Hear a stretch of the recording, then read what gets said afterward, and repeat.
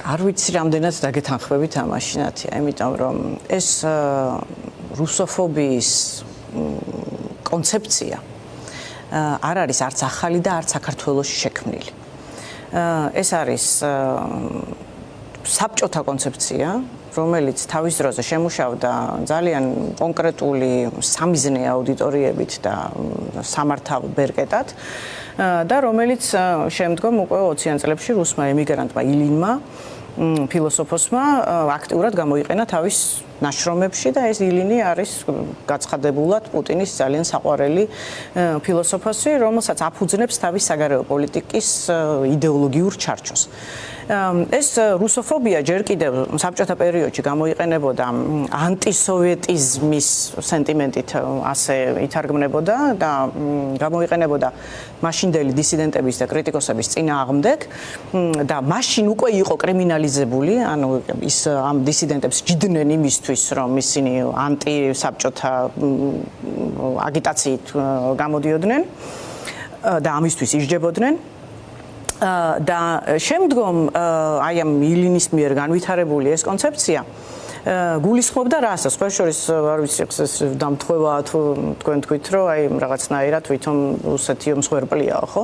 მართლაც მოხდა რაღაცნაირად ახდენდა რუსეთის რაღაცნაირად ერთგვარ აი მსხვერპლის ფორმით ჩამოყალიბებას, ანუ გულისხმობდა რაც, ანუ ილინმა შეიმუშავა რუსეთის წინააღმდეგ დასავლური რუსოფობიური კონცეფცია, რომლითაც ის ამბობდა, რომ დასავლეთს არ ესმის რუსული სული, რუსული კულტურა, რუსული ღირებულებები და ამიტომ ებრძვის მას და უნდა რომ რუსეთი დაშალოს და დეზორიენტირებული გახდეს და ამიტომ ებრძვის რუსეთს და ამით აყენებდა მას რაღაცნაირად ერთგვარი მსხვერპლის როლში, რომელსაც ეფუძნებოდა მისი არა აგრესიული და თავდასხმითი საგარეო პოლიტიკა, რომელიც სულ იყო ექსპანსიური და აგრესიული, არამედ ვითომ თავდაცვითი საგარეო პოლიტიკა იყო ამ ფორმით შექმნილი და ეს პუტინმა ძალიან კარგად სათავისოდ მოირგო და ამას დააფუძნა თავისი მოაქცია შესაბამისად იდეოლოგიურ ჩარჩოში და ამის სამიზნე არის ძალიან კონკრეტული ამოცანა, სამი ამოცანა აქვს რეალურად, ხო? პირველი არის ის, რომ დისკრედიტაციას უკეთებს ლეგიტიმურ არგუმენტს, რომლითაც შენ რუსეთს საყვედრობ, ანუ როდესაც რუსეთს ადანაშაულებ იმისთვის, რომ ის ბოროტება, ის თუდად იქცევა, ის აგრესორია, ის თავს ესხმის სუვერენულ ტერიტორიებს, ის თავს ის აგრესიულია, უკანონოდ იქცევა, უკანონო ხო, სამხედრო დანაშაულებს ჩადის, ამის ნეიტრალიზებას გიკეთებს, როდესაც შენ მორალურ სიფტყეში გადაყავ და გეუბნება, რომ რუსებს ებრძვის სინამდვილეში და რუსულ სენტიმენტს ებრძვის და აი ამ რაღაცნაირად ამ მსხვერპლის როლს ირგებს.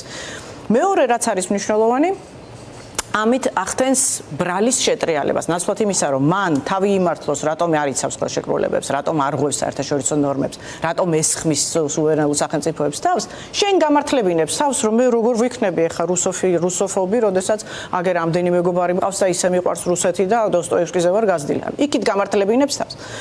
და ბოლო და მე მგონია რომ ზახაროვას გამოსვლა სწორედ ამ მიზანს ემსახურებოდა, მათი ამ ზახაროვას აუდიტორია არ მგონია რომ მე ვიყო ანგია ჯაფარიძე. ზახაროვას აუდიტორია არის თავის შიდა აუდიტორია, რომელიც გაბოროტებულია, გაბრაზებულია თავის ხელისუფალზე, თავის სახელმწიფოზე, იმიტომ რომ საშინო მდგომარეობებში იყოფება და არაფრით არ მართლდება ის ომი, რომელსაც უკვე მე-5 წელი აწარმოებენ. რომელსაც უქმნის ეს არის აი დიპლომატიური შეიარაღება, როგორც ვთქვათ რა, რომ უქმნის კონსოლიდაციის სენტიმენტს, რომ ჩვენ გვებრძვიან როგორც რუსებს, ჩვენ წინააღმდეგ აღვივებენ განსაკუთრებულ სენტიმენტს და ეს ბოროტება უნდა დაისაჯოს. ამიტომ მოწოდება არის ქართული ოცნებისადმი კიდევ ერთხელ, დიახ, ჩვენ ამას უყურებთ, თანკმაყოფილება გამოთქვა, რომ ჩვენ მოგწონს თქვენ როგორც რეაგირებთ, რომ ამ თავზე ხელი გადაუსვა, ხო, რუსოფობიაზე რომ დაიწყეთ თქვენს ქვეყანაში ლაპარაკი, აგვისტოს ომიდან მე-18 წელს და 34 წელს აფხაზეთში მომხდარი ეთნოწმენდის შემდეგ და რეალურად დღეს თუ ხვალ შეიძლება რაღაცა საკანონმდებლო ჩარჩოც კი, პუტინმა გააკეთა ეს, დასჯადი გახადა და რუსოფობია და ისედაც არ გვაკლია პოლიტპატიმრები ახლა ჩვენ და აი ამ საყოფა ცხოვრება ნიადაგზე ატეხილი ნებისმიერი ჩხუბი შეიძლება დასრულდეს ადამიანების პატიმრობით, რაც ვერ გაბედეს 2 თვის წინ თუ როდის იყო ის ინციდენტი კახეთში შეიძლება მე უკვე ის ინციდენტიც ახლა ამ გადმოსახედიდან შესაძლოა სულელს არ იყო შემთხვევითი ინციდენტი და იყო რუსული სპეცოპერაცია, რომელიც არჩულად დაედო აი ამ რუსოფობიის კამპანიას, რომელიც ოცნებამ რუსეთის დავალებით აქტიურად წამოიწყო. კი ბატონო. ეხლა მინდა გაეროს გადაწყვეტილებას კიდევ ერთხელ ერთად მოусმინოთ და როდესაც გაერო ამას ამბობს კიდე წლებია და ითხოვს რუსული ჯარების გაყვანას ქვეყნიდან, ითხოვს ცეცხლშეწყვეტის ხელშეკრულების შესრულებას, რას ამბობენ ჩვენთან და რამდენ საპირისპიროა ყველაფერი ამის საილუსტრაციოდ ნახოთ ის განცხადება, რომელიც ერთობლივად გაკეთდა უშიშროების საბჭოს შემდეგ. We once again call on Russia. კიდევ ერთხელ მოვუწოდებთ რუსეთს სრულად შეასრულოს 2008 წლის ცეცხლის შეწყვეტის შეთანხმება და დაუყოვნებლივ გაიყვანოს თავისი ძალები საქართველოს ტერიტორიიდან. ვიმეორებთ 18 წლიან მოწოდებას რუსეთისადმი. გააუქმოს 2 ქართული რეგიონის ეგრეთ წოდებული დამოუკიდებლობის აღიარება. არ შეუშალოს ხელი საერთაშორისო უსაფრთხოების მექანიზმების შექმნას და დაუშვას ადამიანის უფლებათა დამცველი და ჰუმანიტარული საერთაშორისო ორგანიზაციები ორივე რეგიონში. ხაზს უსვამთ რუსეთს საქართველოს კონფლიქტის მშვიდობიანი გზით მოგვარების აუცილებლობას, საერთაშორისო სამართლის, მათ შორის გაეროს ქარტიისა და ჰელსინკის საბოლოო აქტის საფუძველზე. Based on international law.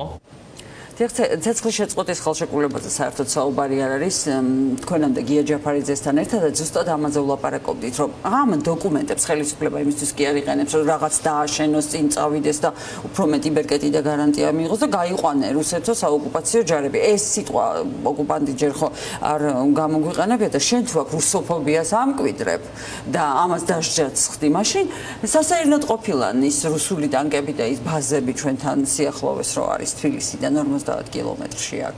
ანუ თავიდან აი ამ განცხადებას მინიმუმ ხონდა იყენებდეს ახლა დღეს საგარეო საქმეთა სამინისტროში ალბათ ერთი ბრიფინგი უნდა ყოფილიყო და კიდევ ერთხელ ამაზე ლაპარაკი რომ დიახ ჩვენ ყველა ტრიბუნას ვიყენებთ ჩვენი ქვეყნის ინტერესების დასაცავად. ხო, რასაკვირველია, მაგრამ ხო ვიცით რომ არ იყენებენ, არა თუ არ იყენებენ, არამედ ყველა ტრიბუნა გააუქმეს, რომლის გაუქმების რესურსიც მათ ჰქონდათ.